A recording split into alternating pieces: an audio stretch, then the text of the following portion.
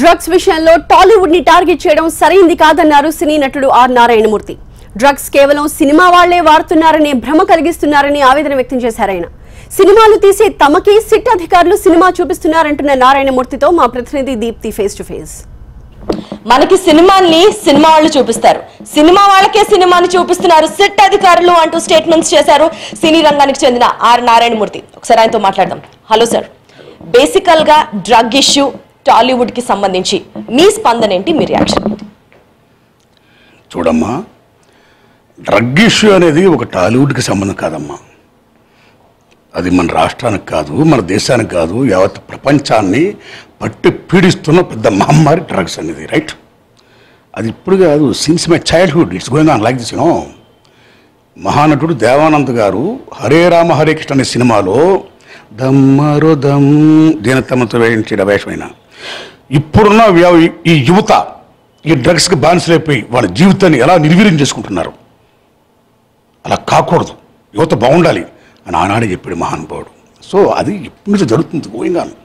అయితే ఈ దశలో సినిమా వాళ్ళు డ్రగ్స్ బాగా ఇదైపోయారు అని సిట్ అధికారులు పట్టుకోవడం, దాన్ని గత వారం రోజుల నుంచి టీవీలో మీడియాలో బీభత్సంగా ఓ రకంగా చెప్పాలంటే మేము సినిమాలు తీస్తుంటాం, మీకు చూపిస్తుంటామమ్మా. సిట్ అధికారులు వాళ్ళు మనకు సినిమా చూపిస్తున్నారు. ఇంకా ఇప్పుడు ఇంటర్వ్యూ దాకా వచ్చింది. మళ్ళీ క్లైమాక్స్ అంటే పూరి జగన్నాథ్ గారితో స్టార్ట్ అయ్యి శ్యామ్ కే నాయుడు గారితో అలా కొనసాగింపు చేస్తూ తరుణ్ గారు సుబ్బరాజు గారు లాగా అయిపోయి చార్మి గారు ముహమ్మద్ ఖాన్ గారు ఎంటర్ అయ్యి మళ్ళా రవితేజ్ గారు వచ్చిన తర్వాత దాంతో క్లైమాక్స్ అయిపోతుంది. అంటే వాట్ ఇట్స్ మీన్, ఈ డ్రగ్స్ అనేది మా సినిమా వాళ్ళు ఏమో తీసుకున్నారు, అసలు మా సినిమా వాళ్ళు కూడా తీసుకున్నారు, అసలు గ్యారంటీ ఏంటి, రుజువులేంటి? అందుకనే విచారణ చేస్తున్నారు. Please please let me speak first. రుజువులేంటి? మీరు రుజువు చేస్తున్నప్పుడు అసలు అడిగే విధానం ఎలా ఉండాలి? మేమేదో దోషుల్లాగా సినిమా ఫీల్డ్ అంటే మొత్తం ఇదైపోయినట్టుగా, అది ఆ ఎక్స్పోజ్ ఆ విధానం ఏమవుతుందో, ఇంట్రాక్ట్ చేసే విధానం ఏమవుతుందో అది బాగాలేదమ్మా. ఏడుపు వస్తుంది నిజంగా. అంటే ఇంత దుర్మార్గం సినిమా ఫీల్డ్ అంటే ఇంత చులకనా? Nobody have no right to assassinate other characters. Right, ఇలాంటి దశలో తప్పు చేసిన ఎవరైనా సరే పనిష్మెంట్ ఇవ్వాలి. అలాంటప్పుడు సంవత్సరాల తరబడి భారతదేశంలో డ్రగ్ ఇష్యూ ఇంత బీభత్సం అయిపోయి ఇంతమంది యువతను బీభత్సం చేస్తుంటే ఎంతోమంది పెద్ద పెద్ద నాయకుల బిడ్డలు, ఐఏఎస్ ఐపీఎస్ బిడ్డలు కార్పొరేట్ కాలేజెస్లో, హై స్కూల్స్లో, చిన్న స్కూల్లో ఎంతోమంది ధనవంతుల బిడ్డలు చదువుకుంటున్నారు. వాళ్ళ చాలామంది డ్రగ్ అలాగే పీడిస్తుంది అని పేపర్లు చదువుతున్నాం, లోకం కోడేకి వస్తుంది. ఆయన ఇప్పుడు దాకా ఎవరు పట్టించుకోలే, ఏ ఇంటర్గ్రేషన్ చేయలా. ఈ మధ్యలో నిన్న గంటా శ్రీనివాసరావు స్వయంగా విశాఖపట్నం ఏజెన్సీలో గంజాయిని కొంతమంది నాయకుల అండదండలతో ఇచ్చేస్తూ గంజాయి ఎక్స్పోర్ట్ చేస్తున్నారు వ్యాపారం కోసం అని చెప్పారండి. What it's mean? కాబట్టి మీరు డ్రగ్స్ భూతాన్ని తరిమేయాలనుకుంటే రూట్స్ని ముందు పిగిలించండి, రూట్స్ని ముందు పిగిలించండి. ఎవరు తప్పు చేసాడో క్రైమ్ అండ్ పనిష్మెంట్, వారికి పనిష్మెంట్ ఇవ్వండి. అది తప్పితే ఇది పట్టుకొని పని కట్టుకొని ఈ రకంగా టీవీలో చూపిస్తా సినిమా వాళ్ళు, అది చాలా తప్పమ్మది. మేము ఎవరికంటే తక్కువ కాదు, మేము బాధ్యత గల పౌరులు.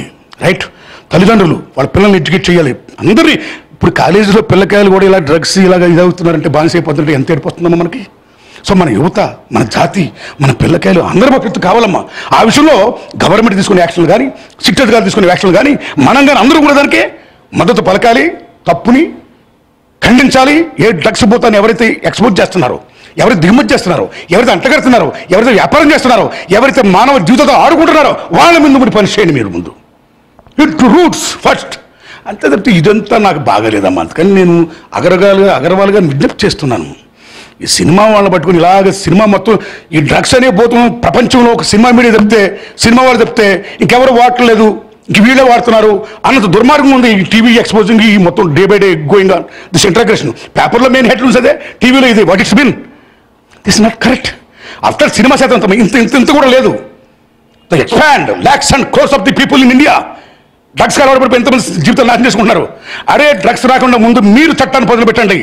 రైట్, మొత్తానికి ఇప్పుడు రాష్ట్రం ఉడతా పంజాబ్ లాగా, ఎస్ ఉడతా హైదరాబాద్, ఉడతా తెలంగాణలా మారుతోంది అన్న అంశానికి సంబంధించి మీరేమంటారు? ఇది దుర్మార్గమైన కామెంట్. ఇది యువత ఎలా భవిష్యత్తు అయిపోయిందని. అని పంజాబే కాదు, బొంబాయే కాదు, హైదరాబాదే కాదు, wherever you go that is there. Hyderabad ఎలాగైపోతుంది అదంతా కొంతమంది కుట్ర. హైదరాబాద్ భిన్న మతాలతో, భిన్న జాతులతో, విభిన్న సంస్కృతితో కూడుకున్న అలరారుతున్న mini India. It's a mini India.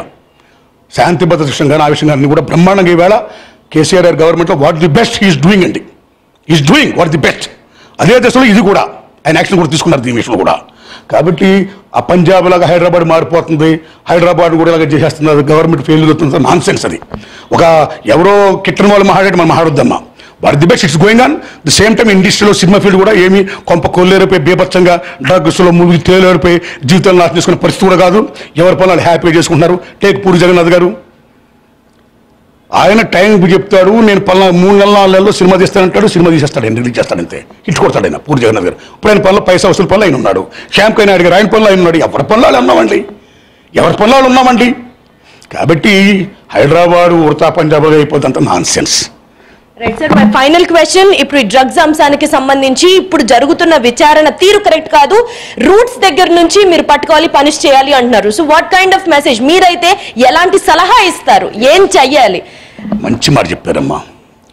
ఈవేళ అకార్డింగ్ టు అవర్ కాన్స్టిట్యూషన్ తప్పు చేసినోడికి శిక్ష, ఇవన్నీ ఏమైతే రాజ్యాంగంలో రాసుకుని ఉన్నాయో దానికోసం ప్రభుత్వ పరంగా ఏ సంస్థలు నిర్మించారు, లైక్ దిస్ ఇప్పుడు అగర్వాల్ గారు జరుపుతున్న సిట్ కానీ like this, like excise department కానీ పోలీస్ డిపార్ట్మెంట్ కానీ అనేక చట్టాలు, మిలిటరీ కానీ రకరకాల వ్యవస్థలు ఉన్నాయి ప్రజలను కాపు కాయడం కోసం. వీఆర్ ది గవర్నమెంట్, మనం పనులు కడుతున్నాం, వాళ్ళందరికీ శాలరీస్ ఎవరిస్తున్నారమ్మా? People's revenue, from the revenue of people, వాళ్ళు కట్టే పనుల నుంచి. కాబట్టి పీపుల్ని రక్షించుకోవాల్సిన బాధ్యత గవర్నమెంట్కి ఉంది, ఆ చట్టాలకు ఉన్నాయి. కాబట్టి ఆ చట్టాలని ఏమైతే ఉన్నాయో, చట్టం ముందు అందరూ సమానులే, చట్టం తన పని తాను చేసుకుంటూ పోతుందని చెప్పడం కాదు. అందరూ సమానులే అన్నట్టు మీరు అందరినీ ట్రీట్ చేయండి. ఎవరు తప్పు చేసినా అందరినీ పట్టుకోండి, వాళ్ళ పనిష్మెంట్ ఇవ్వండి. ఎవరు విదేశాల నుంచి దిగుమొచ్చేస్తున్నారో, ఎవరు గేమ్ ఆడుతున్నారో, ఎవరు వ్యాపారం చేస్తున్నారో, ఎవరు మానవ జీవితాలతో ముఖ్యంగా యువత జీవితంతో ఆడుకుంటున్నారు. మీ దగ్గర ఏమైనా ప్రూఫ్స్ ఉన్నాయా? ఎవరు అట్లా చేస్తున్నారని మీ దగ్గర ఏమైనా ఉందా? అవి పసిగట్టి వాళ్ళకి పనిష్మెంట్ ఇవ్వండి. That is the rule, the duty of our constitutional rights government. Right, మీరు ఎలిగేట్ చేస్తున్నట్లుగా మీ దగ్గర ఏమైనా సమాచారం ఉందా? రాజకీయ నాయకుల పిల్లలు కానీ, పెద్ద పెద్ద అధికారుల పిల్లలు కానీ, లేకపోతే రాజకీయ నాయకులు కానీ, ఇతరత్ర డిపార్ట్మెంట్స్ కి చెందిన ప్రముఖులు ఉన్నారు అంటూ మీరు చేస్తున్న ఎలిగేషన్స్ కి ఏమైనా బేస్ ఉందా? ఏం చెప్తున్నాను మీకు అర్థం అట్లా చేస్తుంది ఎలిగేషన్ కాదు. నేను ఎవరిని పట్టుకొని నాకేదో రైట్ ఉందని వాళ్ళ పనులని నేను చెప్పట్లా. ఇలా గంజాయి కొనానికి చాలా మంది నాయకులు తోడ్పాటుతో అక్కడ పెంచుతున్నారు, ఈ సంస్కృతిని తప్పు అని స్వయంగా గంటా శ్రీనివాసరావు చెప్పారమ్మా అని చెప్తున్నాను మీకు నేను.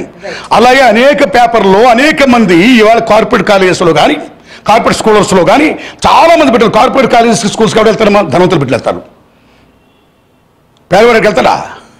సో అనేక పేపర్లో మనం చదువుతున్నాం. ఆ రకమైన నేను మాట్లాడుతున్నాను మీతో నేను. సో గంటా శ్రీనివాసరావు స్టేట్మెంట్ పెట్టి మాట్లాడుతున్నాను, ఆ రకమైన చదివి నేను మాట్లాడుతున్నా. నేను పలానా వాళ్ళు చూశాను అని నేను చెప్పట్లేదమ్మా. సో నేనేం చెప్తున్నానో, నేనేం విన్నానో, గంటా శ్రీనివాసరావు ఏం చెప్పారు స్టేట్మెంట్ చదివాను కాబట్టి ముందు ఆ రూట్స్ని పట్టుకోండి, ఆ తప్పు చేసిన శిక్షించండి, ఆ యువత భవిష్యత్తు కాపాడండి, దేశం భవిష్యత్తు కాపాడండి, డ్రగ్ మాఫియాని మొత్తం భూతాన్ని సమూలంగా నాశనం చేయండి. ది సేమ్ టైం మేము ఇండస్ట్రీ వాడిని, మాకు ఆత్మాభిమానం ఉంది, ఆత్మగౌరవం ఉంది, మేము ఎవరికంటే తక్కువ కాదు, అలాగే నేను ఎవరికంటే ఎక్కువ కాదు.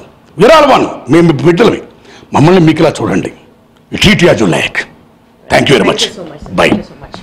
ఎస్, మొత్తానికి డ్రగ్ భూతాన్ని తరిమి కొట్టాలంటే రూట్స్ దగ్గర నుంచి నాశనం చేసే చర్యలు తీసుకోవాలి, కానీ కేవలం సినీ రంగానికి చెందిన కొంతమంది ప్రముఖుల్ని టార్గెట్ చేయడం వల్ల ఈ ఇష్యూకి ఫుల్ స్టాప్ ఉండదు అన్న అభిప్రాయాన్ని వ్యక్తం చేశారు R Narayana Murthy. With camera person Sriram, Deepti, TV9 Vijayawada నుంచి.